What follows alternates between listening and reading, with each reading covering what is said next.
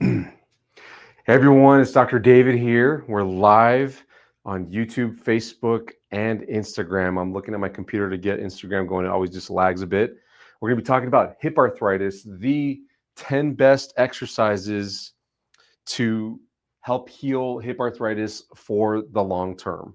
So I need you all to let me know if you can hear me. Those of you guys that are live here with me, we got a brand new webcam here. Let me just take that off. So we're super clear to you guys. We got Lena Music here saying she's here, and then giving a comment here. She says, my doctor told I have a little bit of arthritis in my hip. Well, this is going to be perfect for you, Lena. Who's out there? You guys let me know if you can see me and hear me. Just say, I hear you in the chat. I can see all the comments from YouTube and Facebook. If you're on Instagram, I cannot see your comments. But you can jump over to Facebook and YouTube and you can chat with us there. All right, fantastic. We got some people coming in. Stephanie Fessler says, hello, I just love your content. Oh, thank you, Stephanie. I appreciate you checking us out. I hope we can be helpful for you. And I hope we can be helpful for you today as well. Who's here next? Kimberly says, good afternoon, everyone. Kimberly's a regular on here. We need you. We need you here every week, Kimberly. Thank you for supporting us, Kimberly. I appreciate it very much. Lori Wilson gives a thumbs up, and June says, I hear you. All right, we got her first, I hear you. Carla's on Facebook. She says, hear you. Fantastic. Jennifer Trella says, hear you. And she's in Indiana. Hey, Jenny. Fantastic.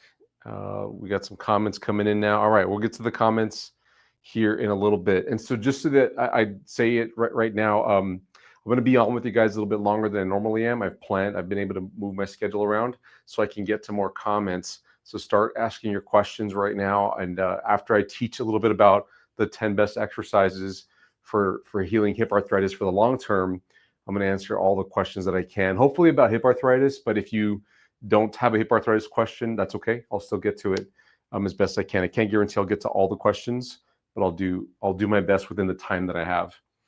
All right, so let's get to it. Let me get my list out here and start. We got some new markers here. I'm going to start going through this here. So number one is going to be thigh fidgeting. This isn't one that I've seen anywhere else, honestly. This is like unique to what we do here in the programs, which, by the way, we have something called the Hip Arthritis Recovery Program. And we use this phases chart in the Hip Arthritis Recovery Program to figure out where you are, because this is going to pertain to the thigh fidgeting, just so that you know that I'm not veering from what we're talking about here. We have 4 phases. Phase 1 is when you're really severe, and that's when you would be doing thigh fidgeting. In fact, I've made my list that I'll start to fill out here in a second to kind of follow the phases here. So the first handful of things I'm going to show you are going to be more phase 1, and then eventually phase 2, 3, and 4. And all the details, of course, are in our Hip Arthritis Recovery Program, which you can find out more in the link in our description here, or if you're watching this at a later time, check the description right now. You have to go to our website, but you can get the full help to fix a hip arthritis problem for the long term through our program. But one of the things in our program, I'll overview it for you right now, is the thigh fidgeting. So this is what it looks like. You need to just find somewhere you can sit, ideally where your feet dangle, but it's okay if your feet don't dangle, and you're just going to fidget your thighs. It looks pretty simple, right? It looks like you're just sitting with, like a little ADHD tick movement going on. And the whole point of this, though, is to get some movement in your hip joints, because in the ball and socket of the hip, the joint, you need to get little bits of easy motion without weight bearing, so that you can get the fluid inside the joint to move. And when you get that fluid to circulate, it's super beneficial for the surfaces of the joint, for the cartilage, because in the fluid, in the joint fluid, that's where you have nutrients that can help to facilitate healing. That helps the cartilage to heal. And also the cartilage is making waste products as it's going through the healing process.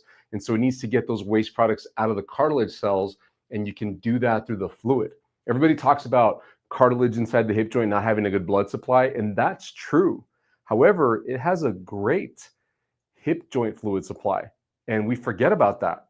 And you can use that by circulating the fluid. That's the difference here is your blood is circulated by your heart. You don't have to do much, just be alive and your heart's going to be pumping blood around your body. But with joint fluid, you need to move in order to circulate it and get that fluid to renew itself. So if you're in a lot of pain, if you're not ready to go walking around, just doing this easy thigh fidgeting motion for minutes at a time. I would go for 3, 4, 5 minutes hourly. The people that are most successful with this, they're doing this just constantly all day. They can't even tell. They'll say, "Oh, I do it all the time. I do it more than I don't do it." And this it shouldn't hurt. In most cases, it won't hurt you. If it does start to hurt you, you're overdoing it. You're doing too much.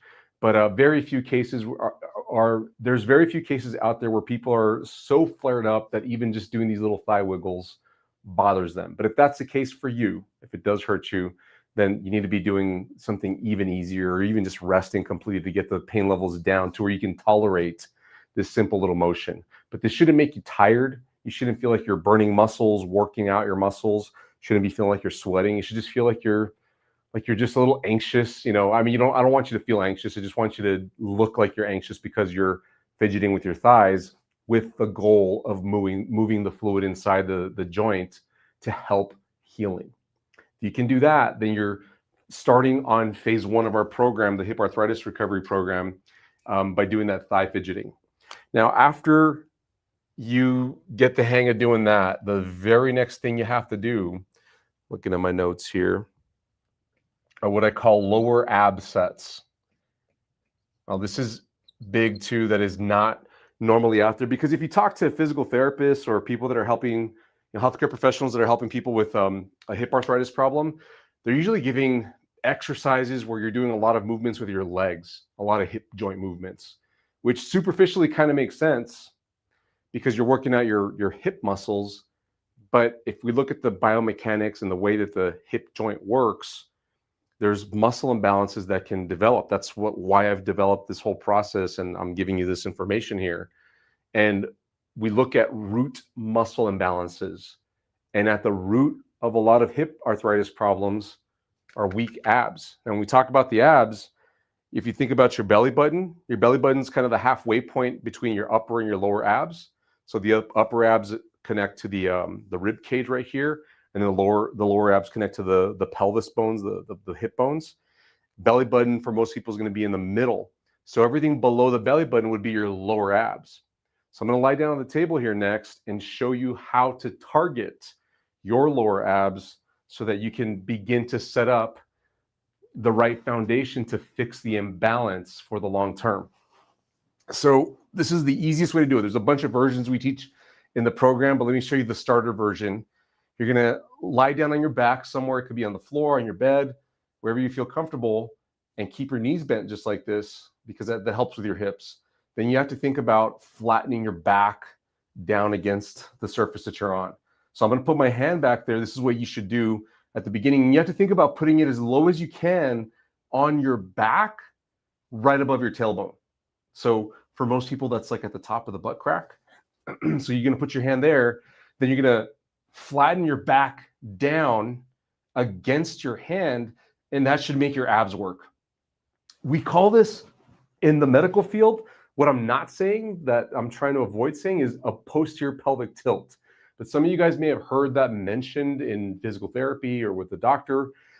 That's what we're doing here essentially, but I don't like to call it that because it's kind of confusing. It's medical terms. Just think about flattening your back and making your abs work. And then you have to think extra hard to get the lowest part of your low back down against the ground or the surface that you're on. Because when you flatten your back, all the abs work. But then when you think about that bone right above your tailbone, that lowest spine bone, and you really try to think about getting that one down, it gets the lower abs below the belly button to then engage. Then you're just holding, and you're counting for 10 seconds. There's a scientific reason for 10-second holds. I talk about this all the time throughout my YouTube channel. It's because we're trying to make a better connection between the brain and the muscle, because you have nerves that go from the brain to your muscles all over your body.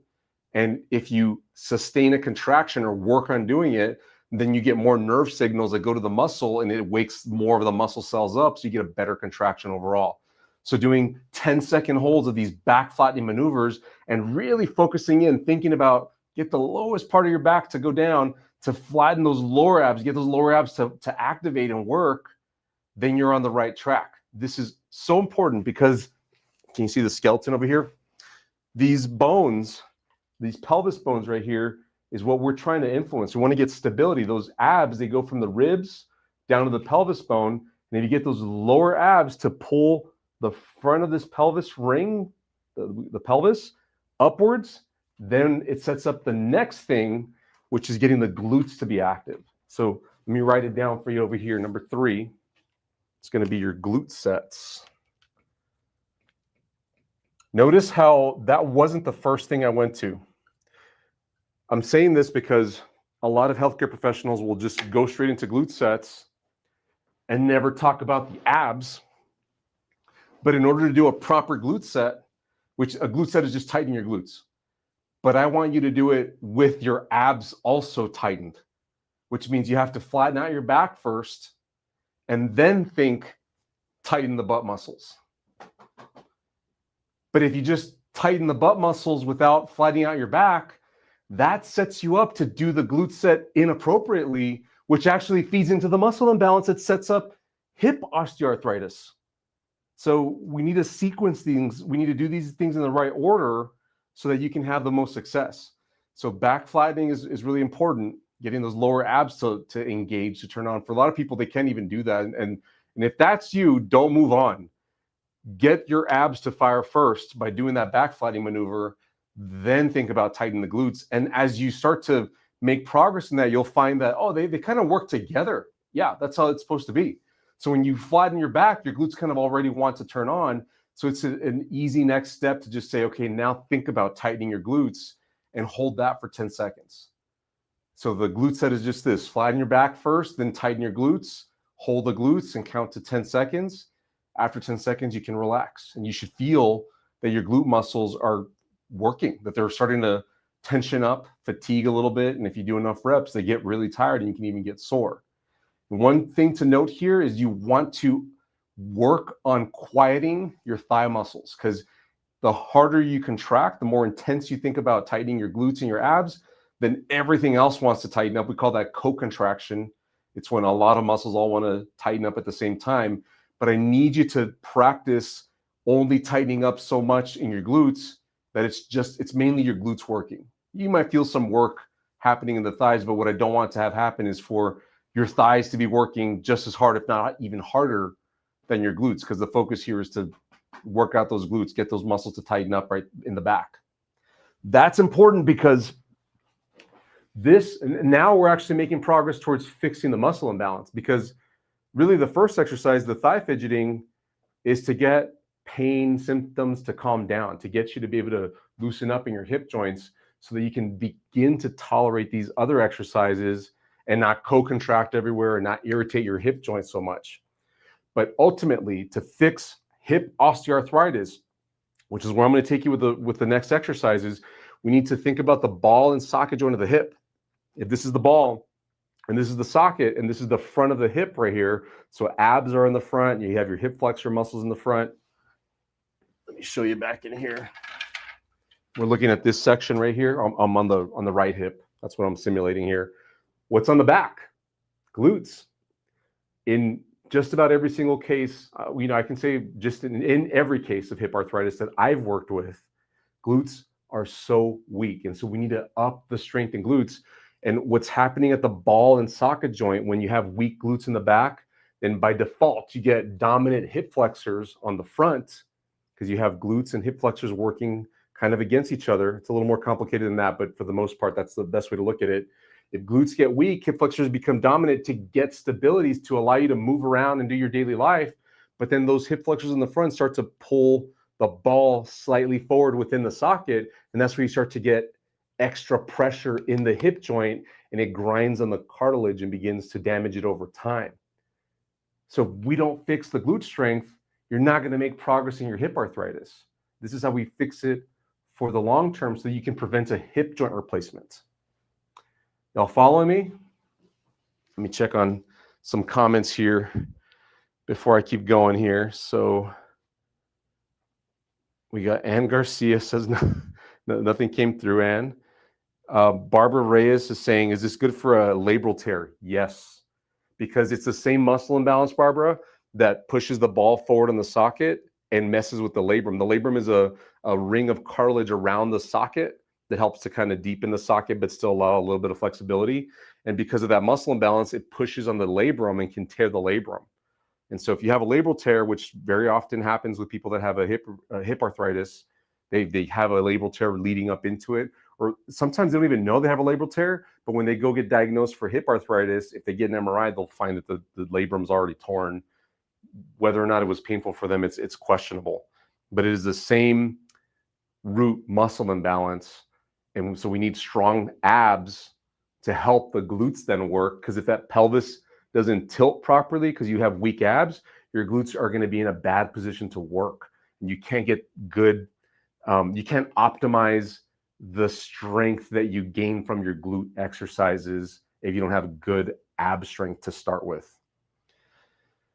Hope that helps, Barbara. Cheryl Young says, wow, I need this video. I have hip arthritis and I must start moving. Thank you so much. Go get it, Cheryl.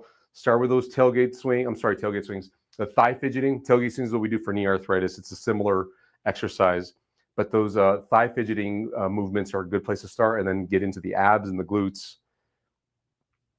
And Deem says, thank you for your helpful content. You're welcome. I appreciate you showing up here. CP team, evening everyone watching from Cardiff, UK. The UK is in the house. Awesome. Fantastic, guys. All right, let's get to the next one here. Let's talk about bridges next.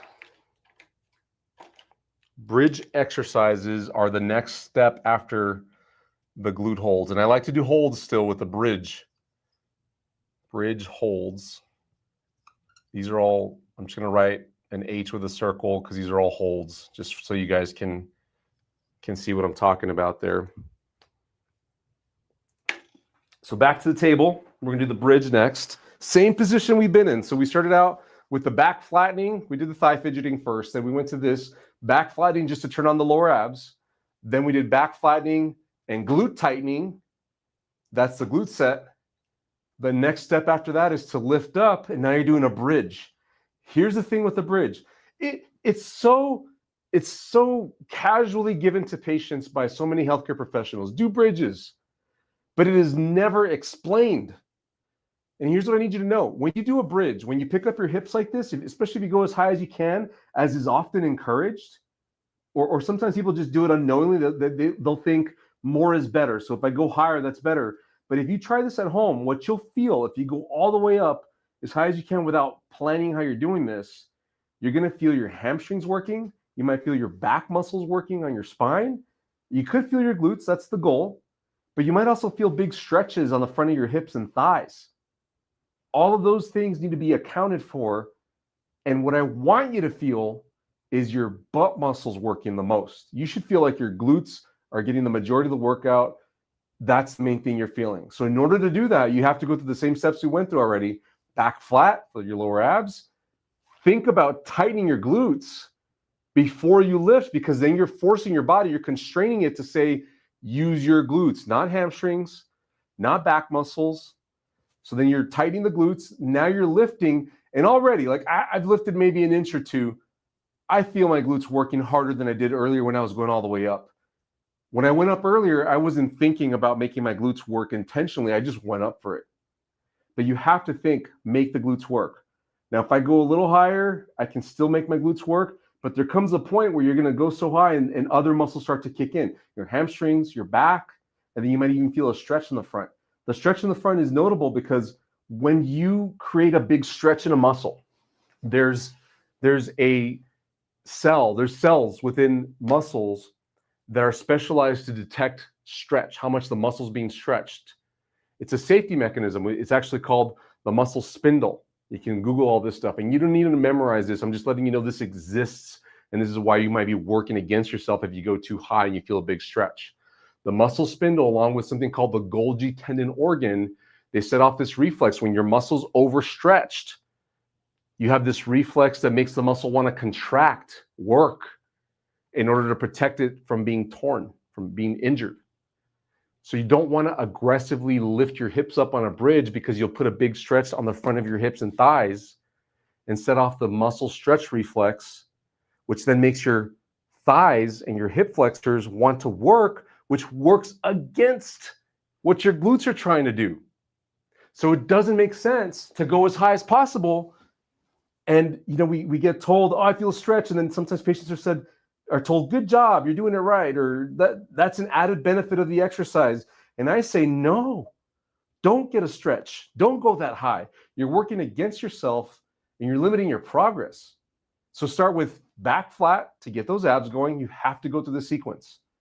Tighten the glutes, then lift cautiously, carefully, mindfully, making sure that you're not setting off a big stretch in the front of your hips and thighs, and hold at the right position where you feel your glutes working and you're not putting a big stretch.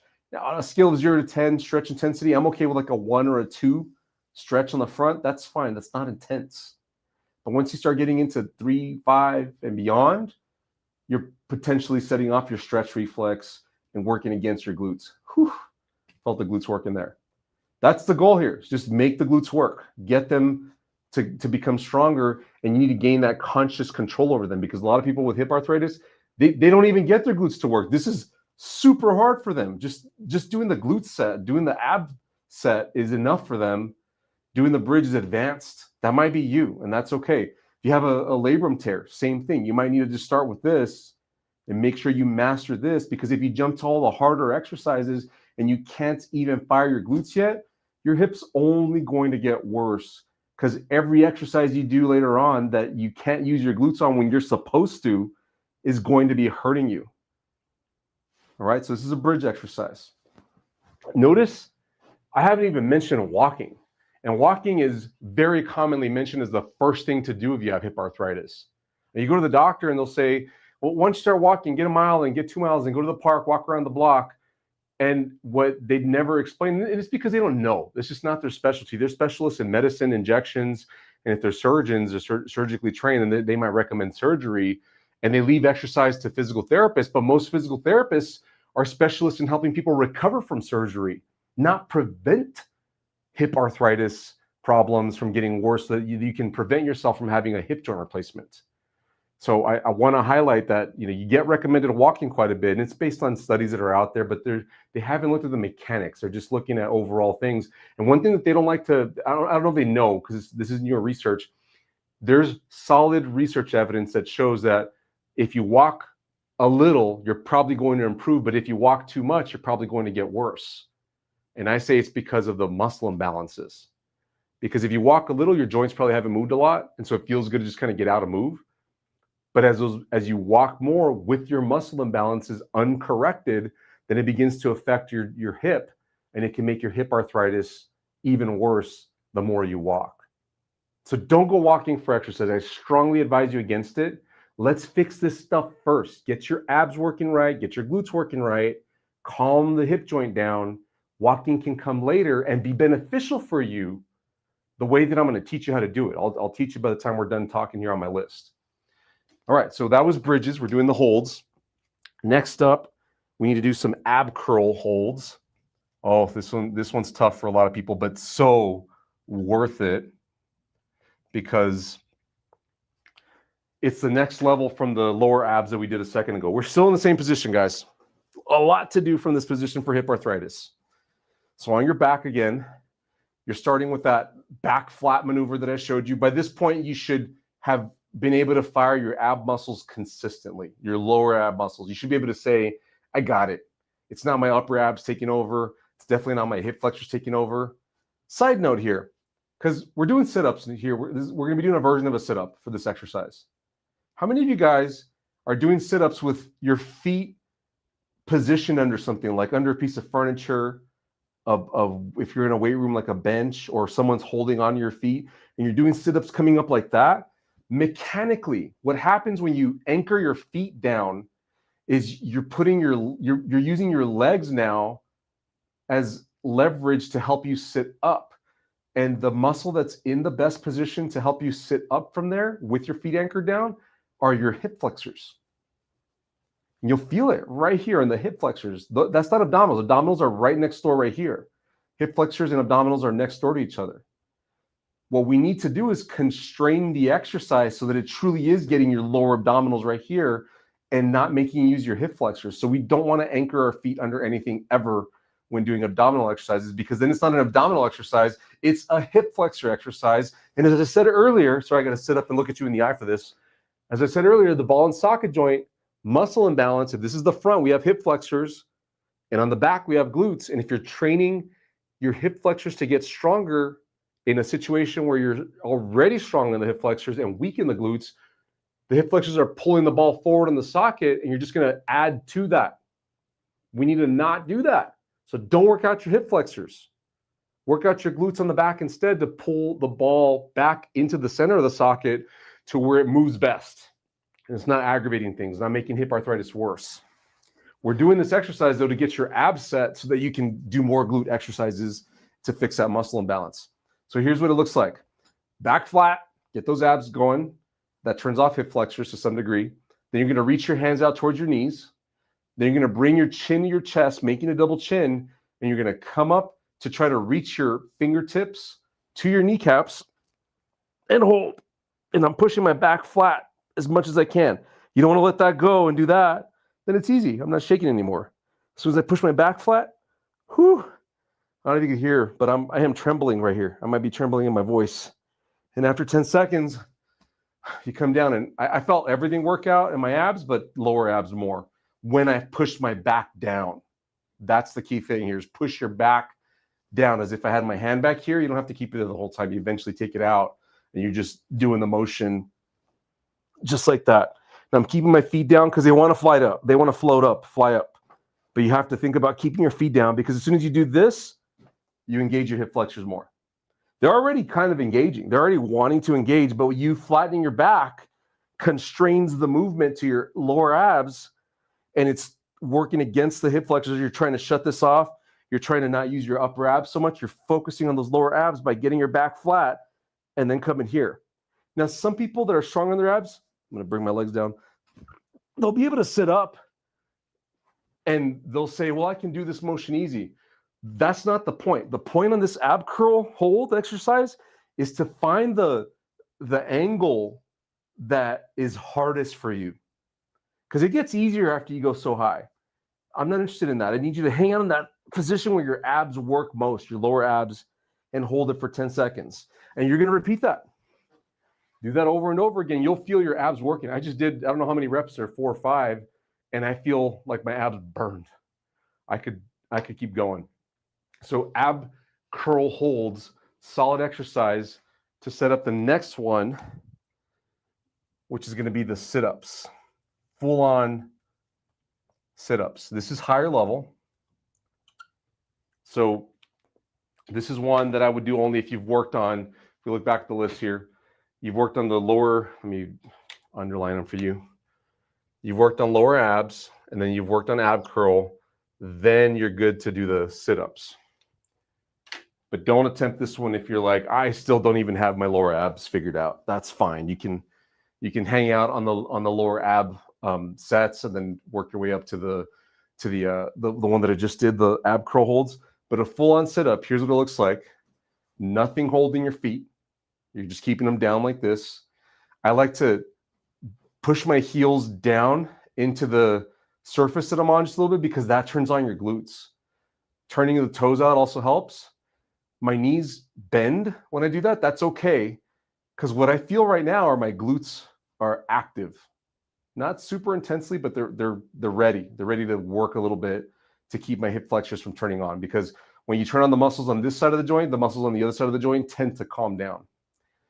Then, very important, you got to flatten your back. And now I'm going to use some momentum to throw my hands towards my legs to do a full sit-up. We're not holding, we're doing reps now. All right, so just to review here, heels down, toes out, glutes are engaged, back flat, throw the arms up, reach towards your feet. And then on the return, I'm thinking about pushing my back down instead of just flopping down. I'm thinking about my lower back coming down first and then the rest of my body. Here it is in real time. Just like that. That's a full-on sit-up. And I probably make it look easy. Some of you guys are thinking, I can't do that. We start people out with just reach your thighs, just right there. Everything else is the same. Heels down, toes out, back flat. Come up to your knees. Gradually make your way past your knees. Down your shins some more. Eventually your ankles. And as you get all the way better, bottom of your feet. If you can maintain the ability to do sit-ups like this, like 25, 50, 100 sit-ups a few times a week, your abs are pretty darn strong. So I'll knock out 100 plus sit-ups 2 to 3 times a week on a consistent basis, just because I need the ab strength for life. But it's going to help you in your hip arthritis. Should I get some more comments here? Let's see who else is talking to us on here. We have Carla Molina says, thank you for all your content about strengthening your butt muscles to help relieve knee pain. Pain-free now. Pain-free, Carmen. That's Carla. That's awesome, Carla. Congratulations, Carla. Thank you so much for taking our advice and trusting us with your knee arthritis, because that's a big deal. I'm a guy on the internet. I'm a licensed physical therapist. I've gone through all this training. So those of you guys that have been here and followed some of what I've done, I know what I'm doing here. I've helped a lot of people. But it means the world to me, for you to just let me know, because then it's like, this is so worth it. So thank you, Carla. I appreciate you letting us know. That's fantastic. Who's next here? We got Lori says, will strengthening your feet reduce pain in toe joints? Possibly, Lori. It depends on what exactly is going on in the joints. But very often, people that have hip arthritis and knee arthritis have muscle imbalances, and sometimes some of those muscle imbalances are in the feet, and that could be setting up your specific issue. So if you do what I recommend, it's not on this list, but it would be helpful for hip arthritis. It's definitely built into our hip arthritis recovery program. What I would recommend is doing toe curls. So where you're curling your toes all the way and getting the muscles that curl your toes, like you're making a fist with your foot, that helps to get your muscles that support your arch stronger, and it generally distributes the forces through your foot joints, through your toe joints best. But you do need to be careful and get checked out by the right doctors and make sure there isn't anything else crazy going on. If you have things like a bunion, whether it's on your big toe or you can get a bunionette on your little toe, same thing but on the little toe, there's some things to watch out for, and we've got some videos that go into detail about it on our YouTube channel. So go dig around, you'll find those. We do talk about feet quite a bit here on this channel.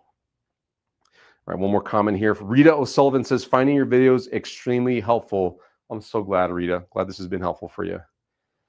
All right, let's get into the next thing on the list. We did sit-ups already. Let's get into a different color about that.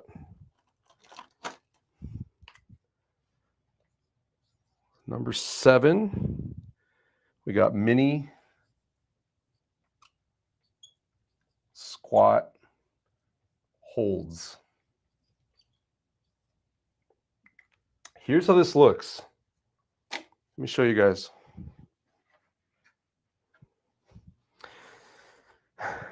This builds on everything. Now we're not lying down, we're standing now.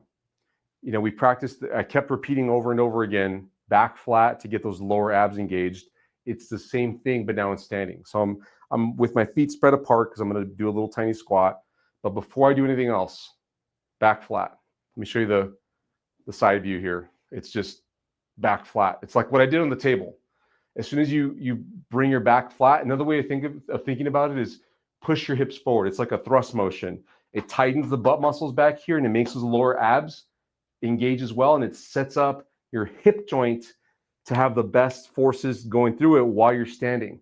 So as soon as you can figure this out, now you're ready for the standing mini squats. And all you're doing for the mini squat part is you're just unlocking your knees. That's it. How much did I drop down there? Maybe an inch or two? But I started with back flat, butt tight, hips forward. Then I just dropped down a little bit. Once you drop down, then there's just one thing to check. It's that your knees go out. Because the tendency for most people is for their knees to fall in. When your knees fall in, that sets up the hip flexors right here and the thigh muscles right here to work. And it shuts off the glutes. But if you shove those knees out and make sure your hips are forward and your abs are in, your glutes are going to work. And you'll feel it. Just holding here for 10 seconds, glutes are going to start saying, oh my gosh, you're making me work. And then after 10 seconds, you can take a little break and then just repeat it. Suck in the abs, hips forward, unlock your knees a little, drop down. You just don't want anything to hurt, like in your knees or your hips. It shouldn't set off any hip arthritis pain. Shouldn't set off any knee problems or back problems. It should just feel like your butt muscles are working, like they're starting to tremble a little bit from the effort that you're putting into this. The more you drive your knees out, you might need to position your feet so your knees want to go out more. It looks different. So the way that I traditionally do this, it looks different from person to person, is I'll have my feet pre-pointed out. I'll set up here, then drop my knees, and then I'm thinking about moving my knees out over my feet. But depending on your genetics, you might stand more like this, and you can still accomplish the same thing with your legs relatively close together. What matters most in the mini squat exercise isn't that it looks exactly like mine, it's that you feel your glutes working. That's number one on this exercise. You need to feel that whether your feet are way out here, you're doing a plie type motion like a ballerina, or your feet are more forward than most people would be, that you just feel this working back here. If this is burning, you're on the right track, and just make it happen consistently. Get a good squat in every single rep, making your butt muscles work, and you're going to have great results. Good is just good reps consistently leads to great results. That's what you want to do. Get those glutes to work. All right, almost done with the list here. We're at number 8 next. We have squat reps. So this is the next level after you can develop the mini squat, after you've practiced the mini squat and you can consistently make your glutes work.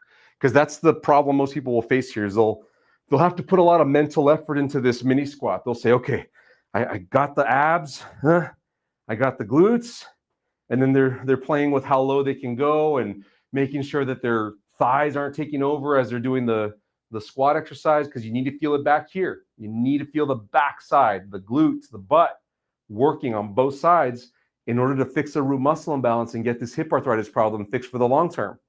If you miss that, you're off. Don't do that. Side note, very important side note. A lot of people a lot of healthcare professionals will guide hip arthritis patients to do hip flexor exercises like this. Not good. We're feeding into the problem. But another one that gets brought up all the time is sideways motions like this. I don't like this one. Here's why. They'll say, well, you're working out the side of the glute, doing this sideways. We call it a hip abduction exercise, a standing abduction. Sometimes you do a lying down as well. I don't like it because here's the thing. You have muscles on the front of your hip, on the side of your hip, and then on the back. Back is the glutes. On the side here, you have what's called the abductors, the muscles that move you out. But the ones on the front half can kind of help with lifting your leg this way. And the ones on the back half, the side muscles that are on the back half, can kind of help with you going back this way. Why do you want to work out muscles on the side that can contribute to front and back if the main problem is that the back isn't working right? We're shooting ourselves in the foot. We're making hip arthritis worse. Just work out the back. That's what works. That's what sets the ball in the socket correctly. If you can just completely focus on getting the back of the hip, the glutes, stronger, and don't do all the accessory side stuff of, well, we got to go sideways to work the muscle out on the side. We got to do the front to make sure that we're evenly working out all the muscles. I strongly disagree. And, go try it if you don't believe me.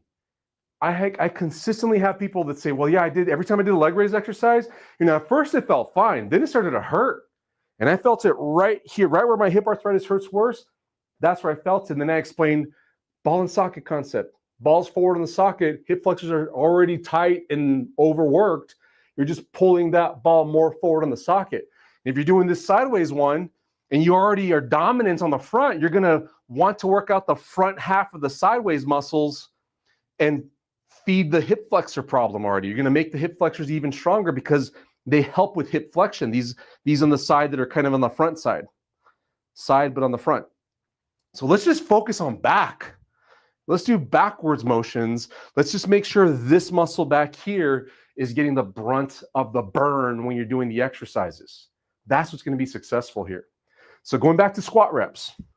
Remember, you've mastered already sucking in the abs, pushing the hips forward to get the glutes working. Then you've been dropping and holding for 10 seconds. You have to have been able to do this pretty easily at this point. You shouldn't be thinking about it too hard. Once you can do this consistently and you consistently get the butt muscles to work and you're not having any trouble figuring out what your motion should be here at your hips, then you're ready for some squat reps where you come down and come up. But what you should feel is when you come down, your knees are going out and your glutes are working at the lowest part of your squat.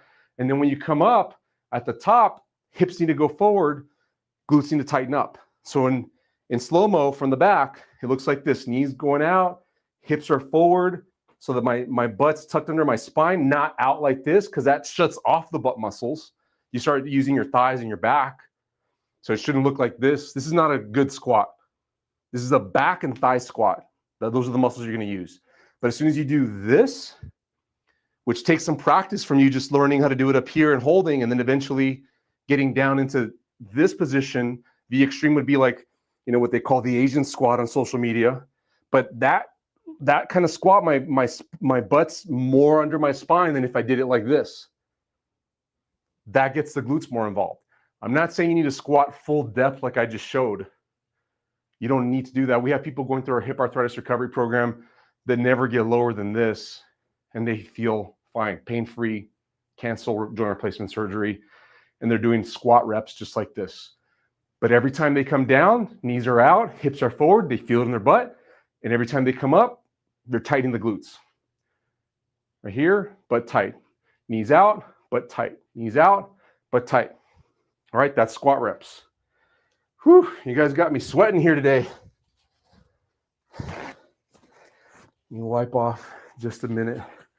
All right, next up, as if I wasn't sweating enough already, let me go to my next color marker.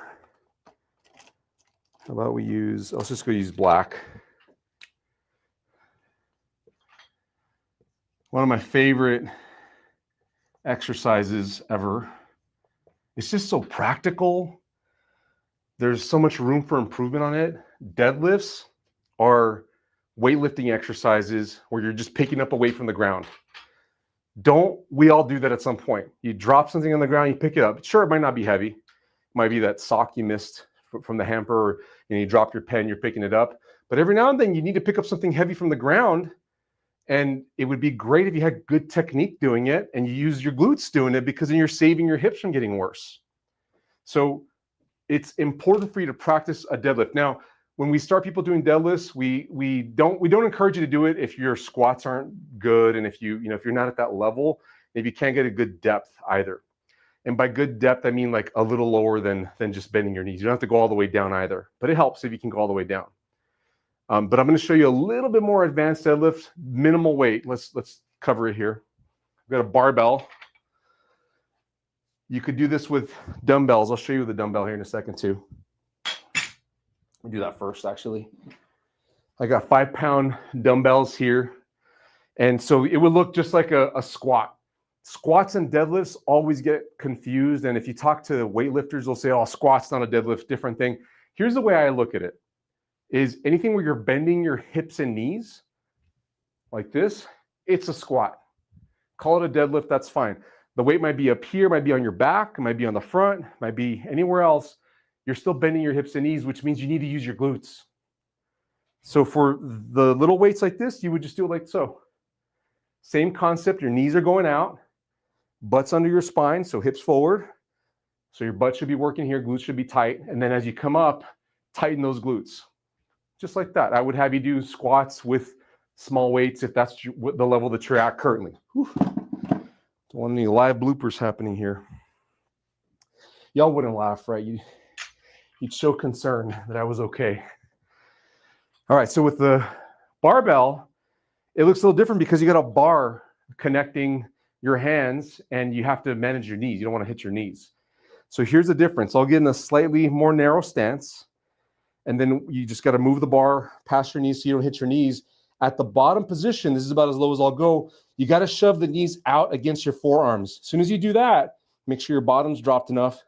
You'll feel your glutes turn on. They activate when you do this. If you don't do that, it's more thighs. You'll feel it right here and probably in your hamstrings, but that movement of shifting your knees out activates the glutes, and that's what needs to be done when you're doing this exercise to successfully help your glutes get stronger and prevent hip arthritis from getting worse.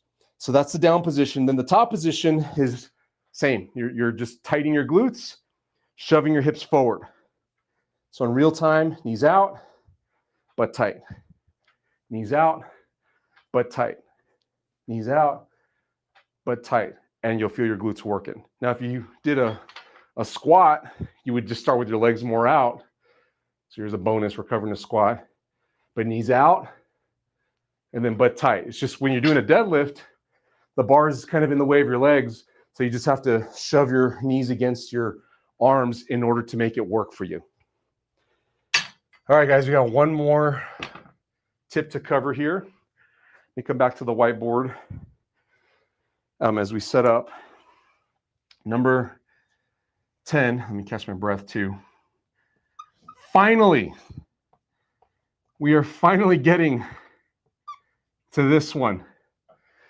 And I hope what you can see at this point is there's a lot of work that needs to be done before you get to this.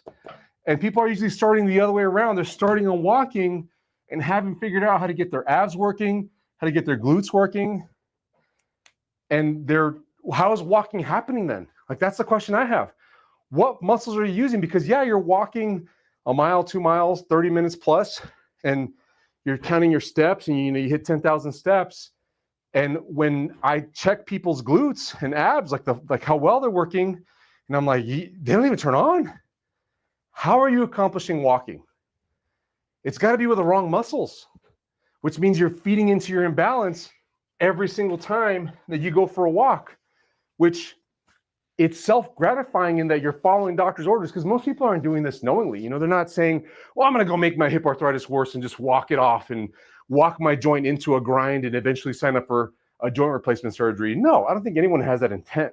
And I don't think healthcare professionals are telling their people to, trying to cause harm. They take oaths and tell people, I swear to not cause harm. There just isn't enough knowledge out there, enough expertise. That's why I'm here doing this right now, to try to spread the word and have people like you guys on here listening and applying this stuff, and then coming on and letting me know in the comments, this worked. I can't believe it. This is a freaking miracle. If you get your glutes working, your abs working, some people need to pay attention to their feet, as I was answering a comment earlier. All that needs to come together so that you can accomplish walking now successfully, so that it's helpful for you rather than harmful. All right, so let's show it. Thanks to my pal here helping me out, setting everything up. Doing a little set change in the background. Y'all see me walking here? So I got a little walking treadmill. I'm going to start it up, and then we'll get to talking about it. These things are so cool. You don't need the big rails anymore, though. I would advise you, if you're not great with balance, get in a treadmill with rails, or just go out somewhere and make sure you have a safe spot to do this. So the way I want you to accomplish walking, you're going to see why it's so important. You covered all that other stuff in the list first, is every time you bear weight.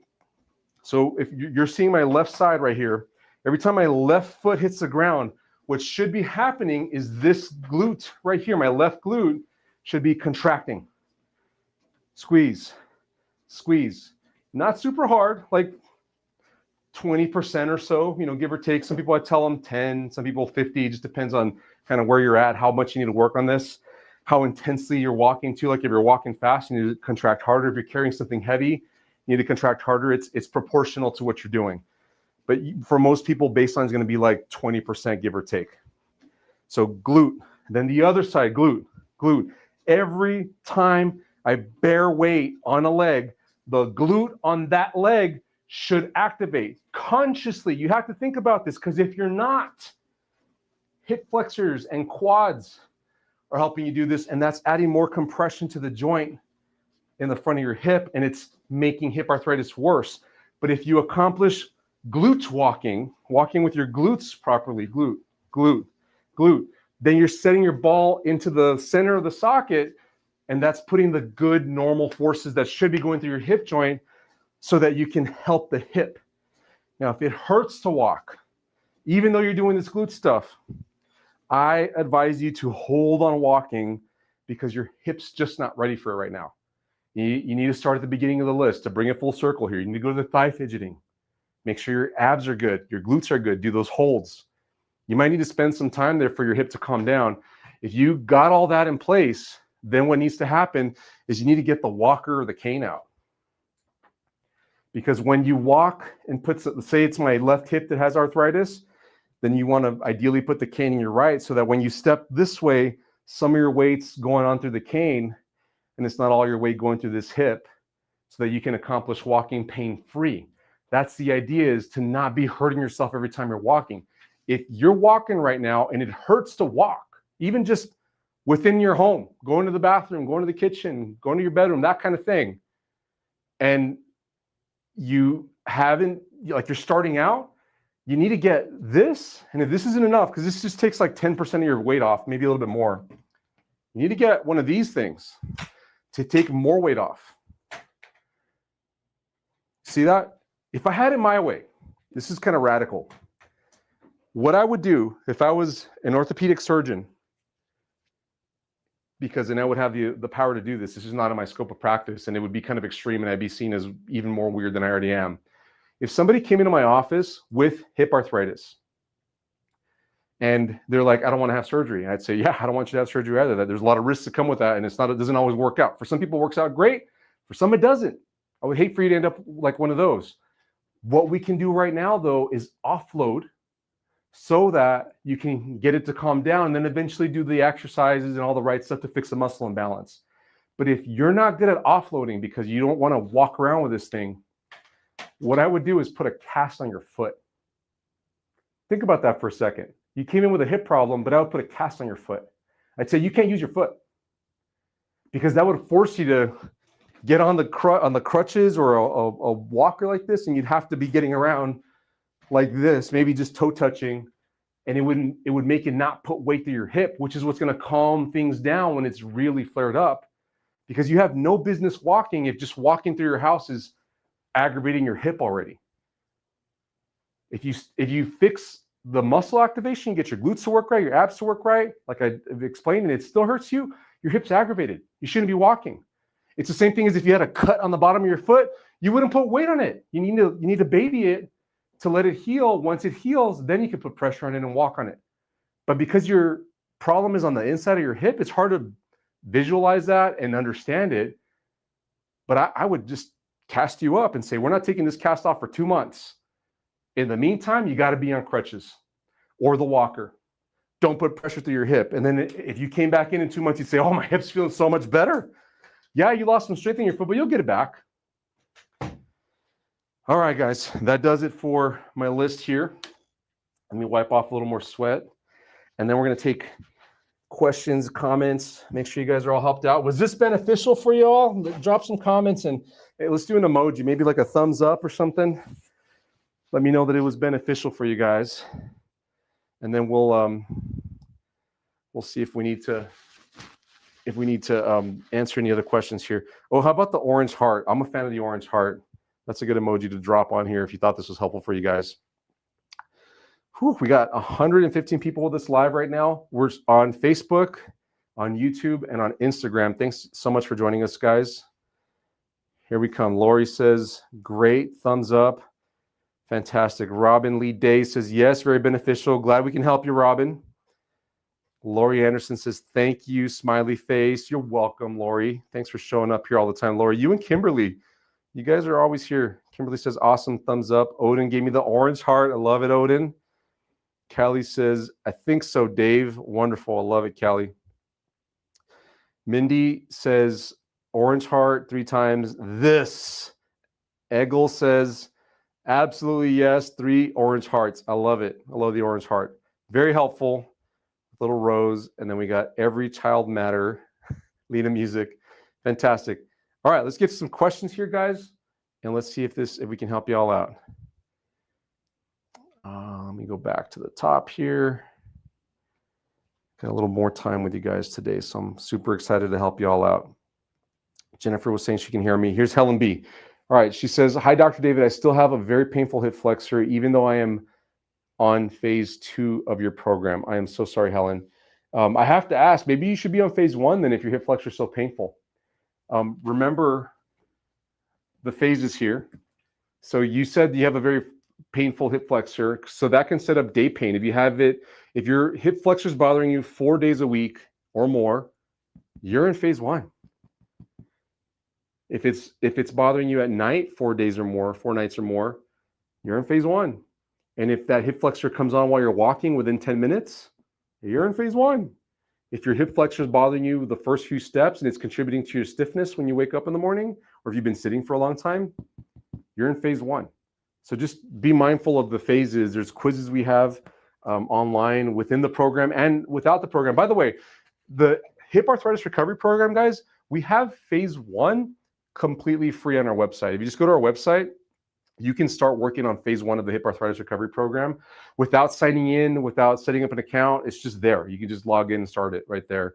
And we do have a phase quiz assessment so that if you're confused as to what phase you're on, you can take the quiz and just answer honestly. And then we'll send you a report with all the information about phase 1 or 2 or whatever phase you're in so that you know what way to best proceed after that. So Helen, I would double check what phase you're in. And then about the hip flexors, there's one on the side, like maybe you could see like right, I hit myself, knocked down my Millennium Falcon. I'm a Star Wars buff. I love my Millennium Falcon and my TIE fighters. We'll see if we can do a Halloween costume with that later this year. Hip flexors are right here, like where my front pocket is.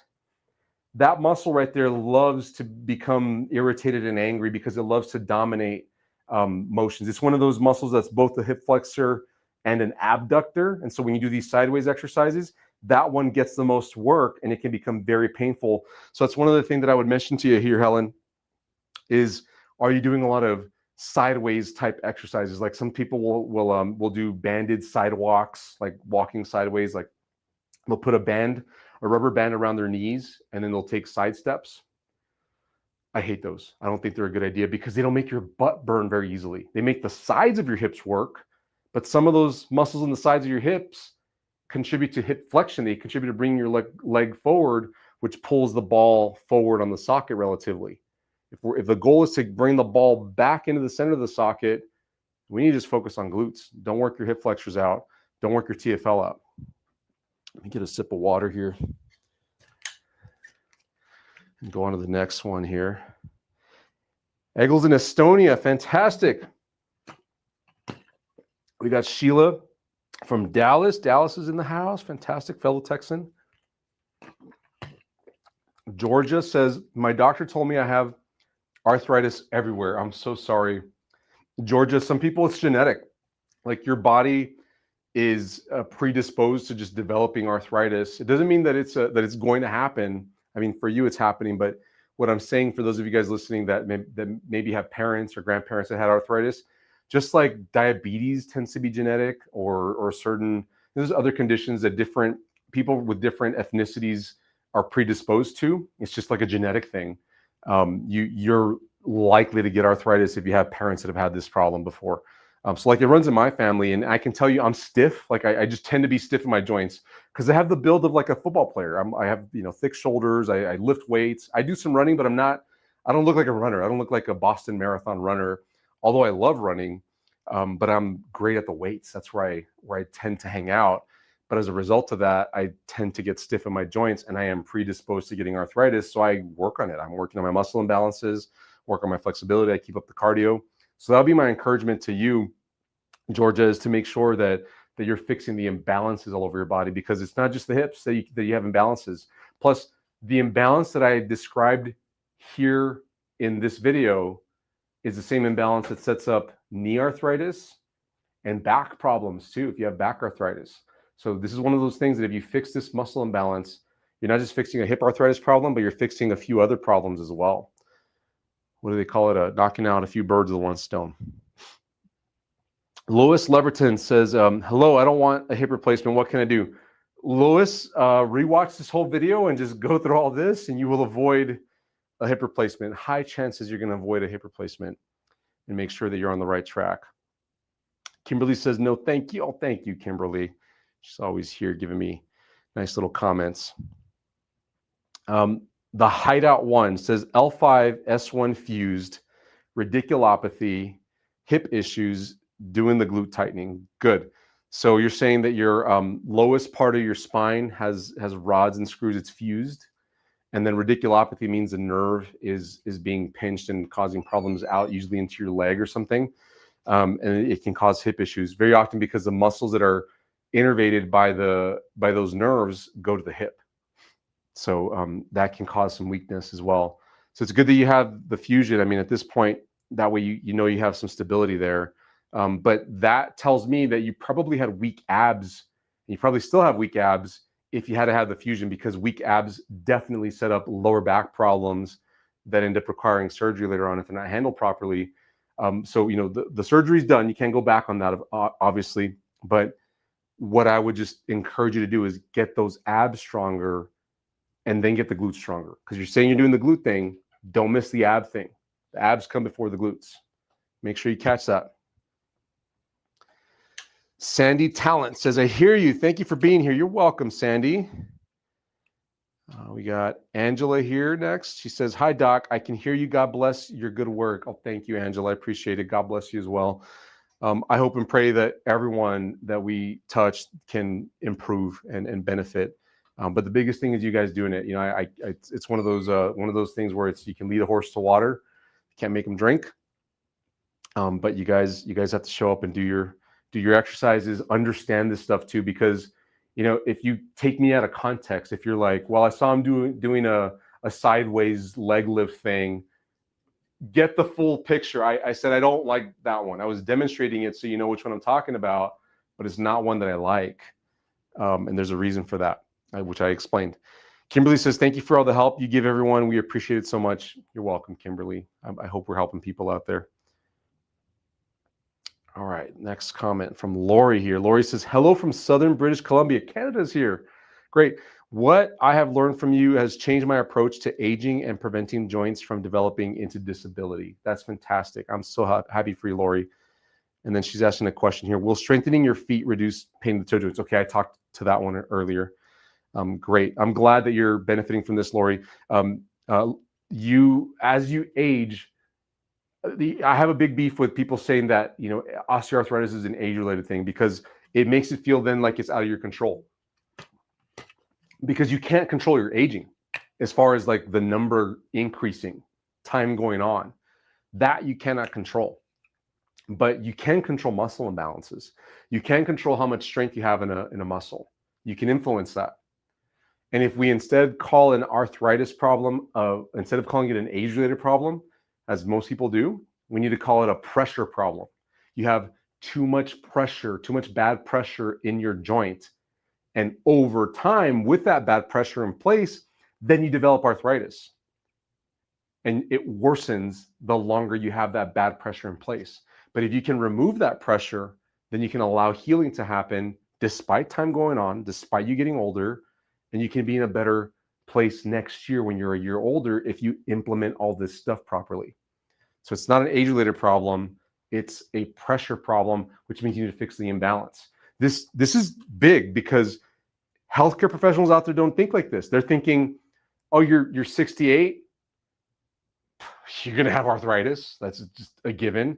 And it's only going to get worse as you get older. You might as well have the joint replaced now before it gets worse. They'll put it to you this way. They'll say, well, if it's already kind of bad right now, next year you're not going to be walking. How long are you going to tolerate that before? And then you're going to wish you would have just got it done when you were 68 instead of waiting and you know, enduring it into your 70s.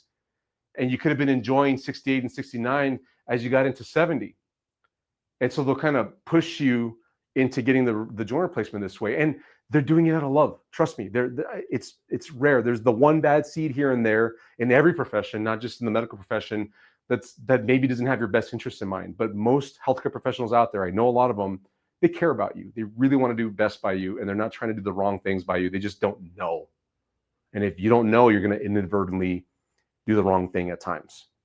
So it's my strong opinion that if you just fix the pressure problem, despite you getting older, you'll get your arthritis better, and you'll even maybe have no pain. That happens all the time. People get back to doing all the things they love to do. We have people in our programs that are more active than ever as a result of going through our program than they've been in the last 10 years because they feel great. Not just, they literally will say, I feel 10, 20, 30 years younger. So this stuff works. Thanks, Lori, for commenting. Carla says, thank you. Okay, we talked to Carla already. Fantastic. Here's where we picked up. And Deem says, my mother has grade 4 medial knee osteoarthritis with a clear varus, bow-legged deformity, excuse me. Could you please share if there is any way to avoid surgery? Yeah, I don't have the brace here. Hey, comment moderators, staff, anybody watching, there's the Orthomen brace, I forgot what it's called. It's a stabilizer brace. It's in the top shelf of our shelving in the supply room. If you guys can bring it to me so I could show it to Indeem here. But to answer your question, Indeem, I'm sorry that she's got a bow-legged deformity. That happens as a result of knee arthritis, that bad pressure going through the joint. The joint starts to move the bones outwards. The pressures from the muscle start to move it outwards. And we don't have any clear research on how to fix this. So we're really relying right now at this point on expert opinion, which is what I'm giving you here. There's certain knee braces out there that will align your knee joint. It'll push it inwards if your leg is bowing outwards. And there's braces that are the other way around too. If your legs are very knock-kneed, if your knees are coming inwards, there's a version of this brace that will push your knee outwards. And the way these braces work is you strap it onto your leg, and then it's got a little place where you can push the angle of the brace inwards or outwards, depending on what you need. And it's my strong belief that that's probably your best shot right now, is living with that brace right now, like having it on all the time. Like I would only take it off for showers.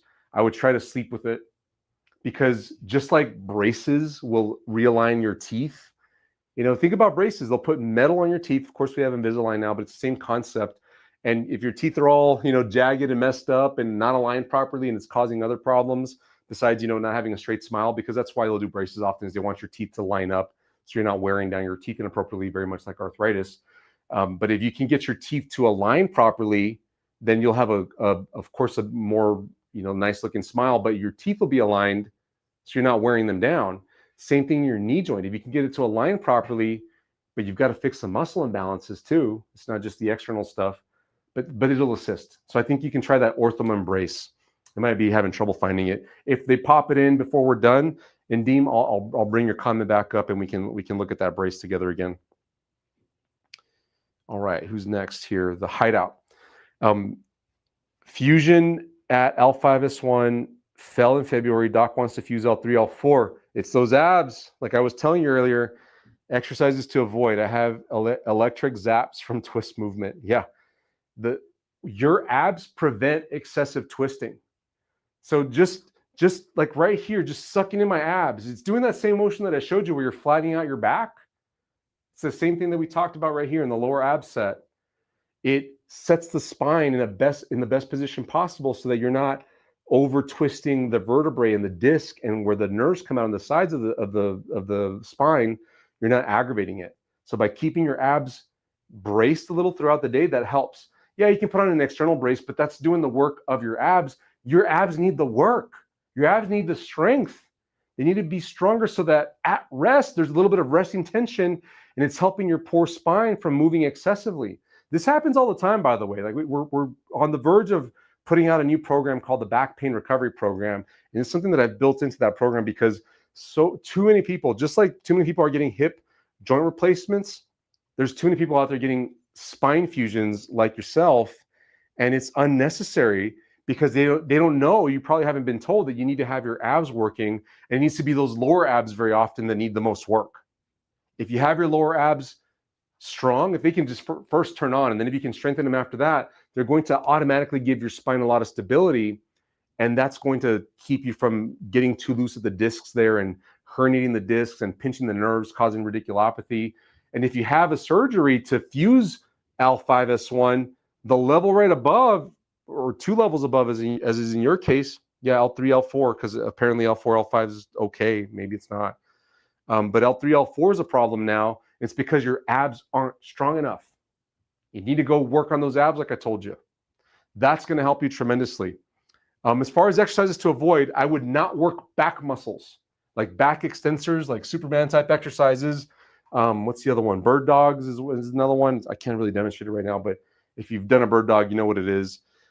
Anything that focuses on your back muscles, the ones that are going up and down the sides of your spine, I would avoid those. And your hip flexors, the like straight leg raises, where you're picking your knee up towards your head, I would avoid those exercises too, because all of those exercises, the back exercises and the hip flexors exercises, they add more compression to your spine rather than take it off. And by strengthening your abs, when you strengthen your abs, it pulls your rib cage down, and your pelvis, it tips your pelvis forward, the posterior pelvic tilt, and that actually takes pressure off your spine, and it kind of hoists the spine up so that so you're not getting all this extra rotation that could be setting off those zaps that you're getting. I hope that helps Hideout. He says, I mean, exercises to avoid surgery. Yeah, that's what I'm talking about. It's the ab work. The question now at this point is are you too far gone? Can you still benefit? And the only way to find out is to give it a shot and see if you can improve enough to say, I'm not going to have surgery, cancel it or postpone it at the very least, and give yourself a thorough shot. You might need to sign up for our back program, the Hideout one, and see if it benefits you. To be released very soon.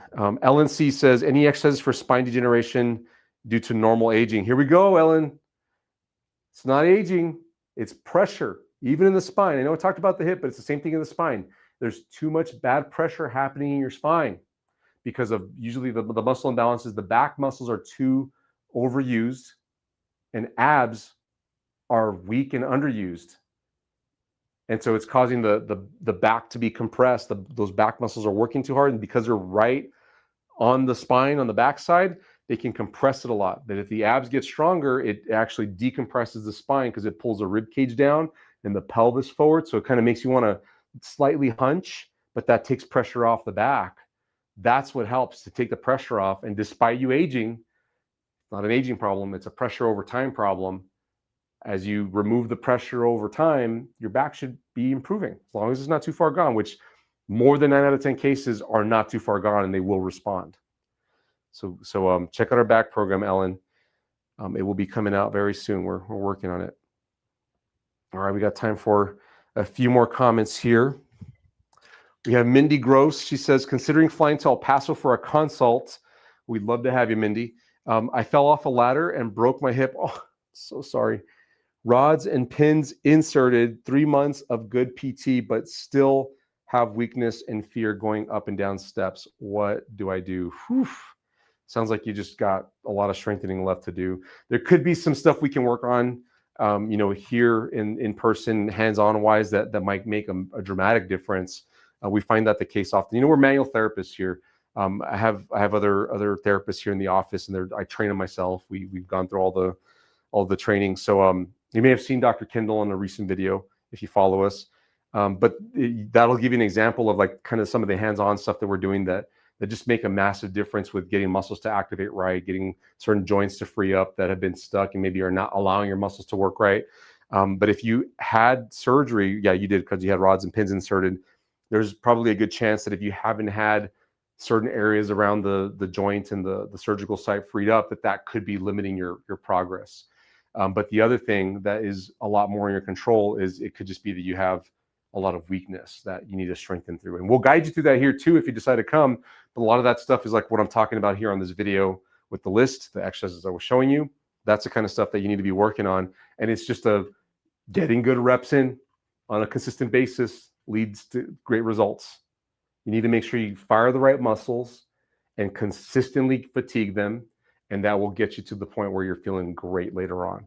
But when you're in the thick of it, when you're in the mud, just doing reps and you're not feeling great, it feels like forever. But then 2 months later, 3, 4 months later, you're like, wow, I can do stairs. I went upstairs with no pain. Downstairs still hurts, but it's better. And then one day you turn in a corner and you say, went downstairs, no pain. It's been the first time in 6 months since the surgery, maybe even longer if it was already hurting going into that, Mindy. But so yeah, exercise and possibly get freed up in the joints. Give us a call here in the clinic if you want to come out and see us. We're happy to see you. Ann Garcia says, hello again from Ohio. Hey, Ann, you're becoming one of the regulars. Glad to have you out from Ohio. Big chunk of ice in here. Shelly G says, my right leg is significantly shorter due to hip arthritis / pelvic tilt. I've just had left foot surgery and recovery feels delayed due to this. Is it possible to get this corrected? This one's tough, Shelly, because leg length measurements are inconsistent.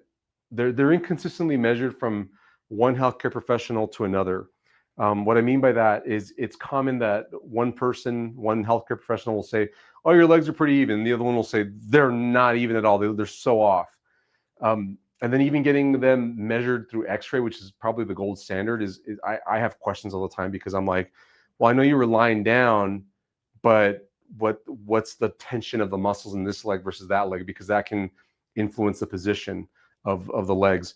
The one thing that I would like to know is one thigh bone longer than the other, or is a shin bone longer than the other? Because that would be a true leg length discrepancy, meaning you were born that way, but usually you'll know that. You'll say, yeah, ever since I was young, I knew that I had a leg length problem, and now that's going to influence me as I'm getting older. And that's something you can't change. That's just the way you're going to be.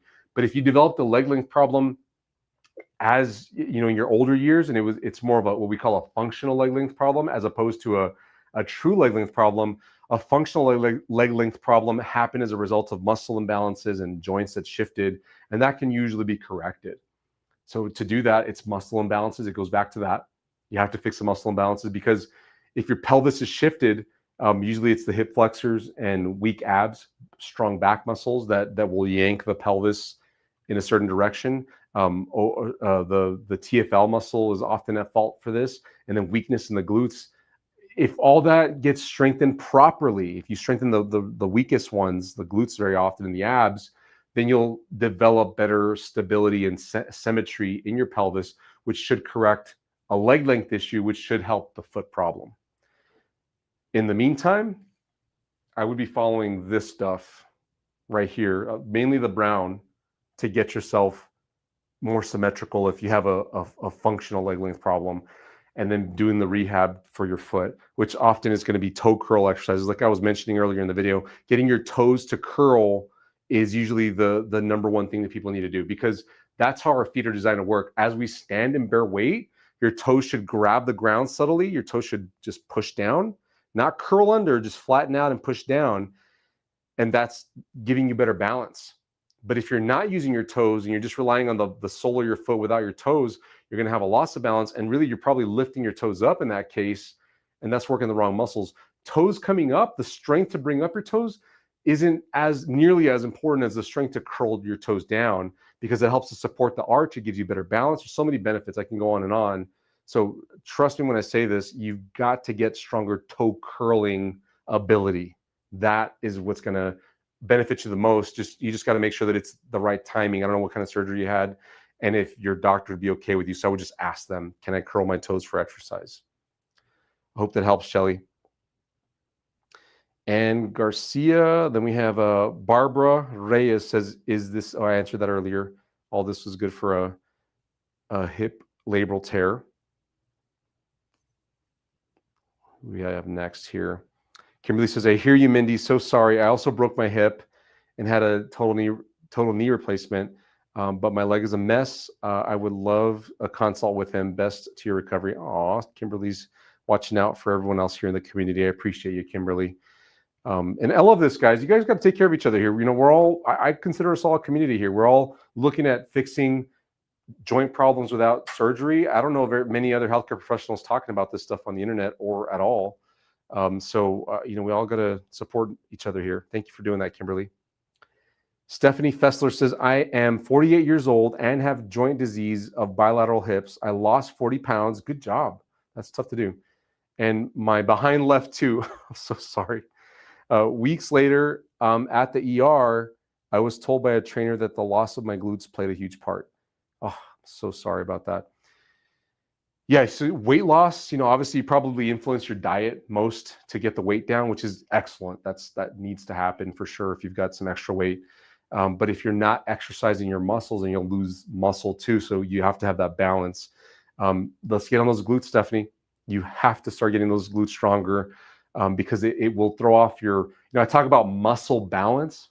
So your muscles are imbalanced if you have arthritis problems, but it truly does influence your standing and walking balance, like your ability to not fall over when your muscles are not in the right balance. So I'm using balance twice there, but they're in different contexts. One is related to the forces around the joint, and the other one's related to your ability to stand and not fall, walk and not fall, that kind of thing. But a muscle imbalance, the joint one, when it's bad, it can influence your overall balance, which is how you'll fall. So fix those glutes, and you should have some better walking and standing balance. And that way you're not running into that same problem, Stephanie. All right, a few more comments here, and then I got to go. I do have to go. Shelly G again says, I have restricted movement in my right hip, and my leg is shorter due to pelvic tilt. I've been doing my exercises. However, I feel I need additional help. Oh, so sorry, Shelly. Hey, join our arthritis program. If you're not in there already, we have the help for you. This is a good point to give a shameless plug. So the program is 3 parts.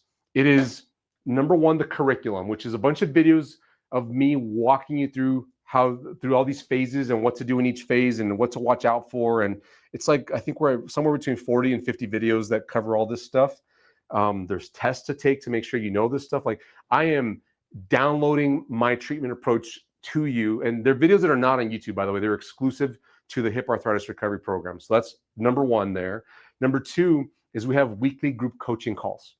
So you can jump on our live Zoom call with, we rotate between myself, I have Coach Jay, Coach Raul on there, and we're moving you along. We're making sure that you're not stuck. We're encouraging you along the way. We're giving you accountability. We're answering technical questions.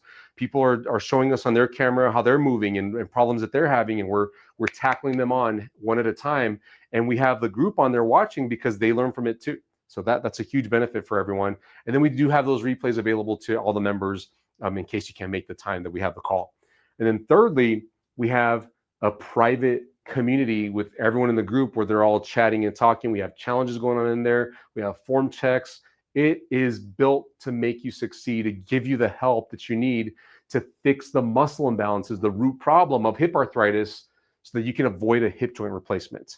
So I strongly encourage you to go check it out. And if you're questioning, if it's right for you or not, go do the free phase 1 that we have on our website. Just try it out there. It's not the full thing. We don't have the community and the group coaching calls available, but you can start to see how we have it set up, start to understand what's going on, and see if it's right for you. And then if you want to jump into the program, we have that option for you as well to sign up for the program. So I strongly recommend you check that out, Shelly. All right, 1144 PI says, you have helped me so much. My knees, hips, and shoulders are now much better thanks to you. Oh, I'm so glad. Thank you for letting me know. I appreciate it.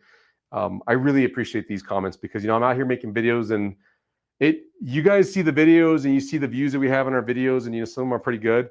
And for us, I'm in a room. I mean, look around. I'm just in a room in my office talking to a webcam. I can't hear you guys. And so I love it when I see these comments of you help me. And, I picture you somewhere not near me, somewhere else in the world, practicing my exercises and seeing that, oh, my knee stopped hurting, my hip stopped hurting, my back's better, my shoulder is better too. And just living your life better. So I'm so glad. I'm so glad. It looks like you're somewhere in Europe. Is that Sweden? I don't recognize all the Europe flags. I'm so sorry, but we're glad to help you. I am so thankful that you commented that. Thank you for letting me know. Those of you guys that are watching and we've helped, please drop a comment. I need to see that. Do it for me. Make my day. Make my staff's day. My staff reads all the comments, and they're over the moon when you mention their name. If you ever worked with one of them, by the way, it's like they're so happy about it. So don't hold back. I appreciate you guys commenting. Ellen C says, my right foot a few years ago started turning outwards when I walk. How can I tell if it's coming from a hip problem or somewhere else? That's a tough one. The right foot turning out. So usually I tell people to turn their feet out as a way to fix their walking, but you have to be conscious about using your glutes. I wouldn't look at it as trying to find a problem. I would make sure that you're working your muscles correctly. So I covered walking on this video. Scroll back to where I talked about walking. It's number 10 on my list right here. So in case you're wondering where it is, it's at the end of my presentation. And think about those glutes working properly. And your feet should be a little turned out when you're walking. I didn't talk about it while I was walking on the treadmill, but you don't want your feet forward because that turns off your glutes generally.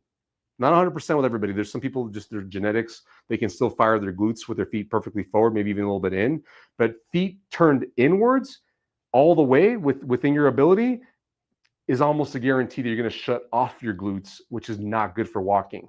But the more you turn your feet out, you turn on your glutes, but because if you hit the extreme of turning your feet out, it's just going to be awkward to walk. You need to find the sweet spot, the right position of a little bit angled out with conscious activation of your glutes to get walking down. Focus on what's right, on what's normal, on what should be happening, which is what I just described. More so than this foot looks different than that foot, where's the problem? Does that make sense? If you just make it look normal, make it work right, you're going to solve more problems than if you try to reverse engineer, why did my foot turn out? So I'd go for that instead of answering your question. I'm going to answer it indirectly. Go fix the root problems if you have any muscle imbalances. All right, who's next here? Odin says, thank you for your amazing tips for hips and knees. When I fire my glutes, I feel it in my bad CMP. I need to learn to isolate glute firing. Yes, you need to learn how to isolate glute firing. That's a milestone for everyone going through the hip arthritis recovery program and the knee arthritis recovery program, is you need to get your glutes to work. There's people that don't even believe the glutes work. And think about this. How far gone are you if you're in your 50s and up, 60s, 70s and up, and you're thinking, oh, when I fire my glutes, my glutes don't work. I feel it in my thighs. If you're used to that and you're thinking glutes don't actually tighten up when you tell them to, you're just so far gone. Your muscles are so shut down. You're pretty much guaranteeing that you're going to get worse in your hip arthritis problem or knee arthritis or back issues because your glutes aren't active. They're not working when you make them work. So a big milestone we have everybody go through at the beginning is get your glutes to turn on, because nothing else is going to work for you if you don't get the glutes to work right first, and the abs. You can't do deadlifts or walking appropriately if you don't have good conscious control of your glutes and abs. You're going to be compensating with other muscles that are not the glutes, and that puts bad forces through your hip joints and your knees and your back. So you have to master getting your glutes to work right and the abs too. Big deal, Odin. So I'm glad you brought that up. Thank you for bringing that up. It's so important. And thanks for the compliment. I appreciate you. All right, very last one here. Jen Figueroa says, would this also be okay with knee issues? Yes, Jen, it would. It's the same muscle imbalance. I tweak the exercises a bit for somebody just focusing on a knee arthritis problem. For instance, the thigh fidgeting, I would change it to tailgate swings. Go check out our videos in our knee arthritis playlist. And if you just search El Paso Manual Physical Therapy knee arthritis, you'll see every knee arthritis video we have. We have it in a playlist for you. But I wouldn't worry about thigh fidgeting, but absolutely everything else here and here I would do for knee arthritis. I would switch this out for tailgate swings instead. That's just rocking your knees back and forth. Now there's other exercises too that you would do. This isn't it. What I want to highlight for you though here, Jen, is if you're watching this video right now and you have hip arthritis or knee arthritis and you're thinking, oh, I'm just going to do that list. I wouldn't knock this list out all in one day or 1 week or even 1 month. You need to hang out in the first couple exercises for, a few days, maybe even a few weeks. Then gradually work your way up into these harder exercises. And that'll be the next month or two after that. Then after that, month 3 or 4, maybe even 5 or 6, you're hanging out in these green ones. That's why I've color coded them. And then after that, month 6 and on, you might be at deadlifts and walking. It might even take you to month 9, 10, 12 to do this stuff. I'm not saying you can't ever walk. I would just say don't go walking for exercise. You got to walk in your house, to do normal things. But walking for exercise, I would not do unless you've worked through all this stuff and you've mastered it, because now you're going to be able to walk and use your glutes properly. Now you're going to be able to lift weights and your glutes are going to be working properly. But it takes you months to go through all this. For some of you guys, the better part of a year or a year more if it's really severe, your muscle imbalance. It's when you have a severe muscle imbalance, you just need more time to undo all the problems. It's not the severity of your arthritis, because I've seen people with grade 4 knee arthritis. The doctor's saying you should have had this replaced 5 years ago, and they go through our program, through our hip arthritis recovery program, and they're like, I'm pain free. Yeah, it pops and clicks and snaps and cracks, and I don't have any intent on running marathons, but I can hustle when I walk, and I feel fine. I'm using my glutes, my feet are stronger, my abs are, and they're fine despite having grade 4 osteoarthritis in their hips or their knees. So that tells me that it's a muscle imbalance problem, because that's what we fixed. We didn't replace the joint, we fixed the muscle imbalance. And that's also the reason why I would say people that have had a joint replacement and are still having problems afterwards, they're still having pain, is because they didn't fix the muscle imbalance. And yeah, the doctor will do the x-ray and say, well, your joint replacement looks fine. I don't know why you're still hurting. There's no reason for me to go back in. And that makes sense, right? The parts are just fine. So the doctor's like, I did my job. I don't know what's going on. It's something else. It's a muscle imbalance. Maybe, they'll say jokingly, kind of like it's an abstract thing, but I'm solidifying it for you here. This is a muscle imbalance. This is how we fix it. Fix that and you'll get rid of the pain before you have the surgery. And if you already had a joint replacement, fix this and you're probably still going to get rid of the pain after that. And then you're going to have to live with the tension of, should I have had that joint replacement? Could I have fixed it? The pain in my knee or my hip or my back before having that surgery, that discectomy, that fusion surgery in the spine, that joint replacement, knee replacement. Fix the imbalance, and you got a lot to fix, a lot to enjoy the rest of your life, because you would have fixed the root problem, and you'll enjoy a healthy knee, in your case, Jen, a healthy hip, a healthy back for the rest of your life. All right, guys, I got to go. Been here with you 92 minutes. I will see you guys here next week. Have a wonderful day, and thank you all.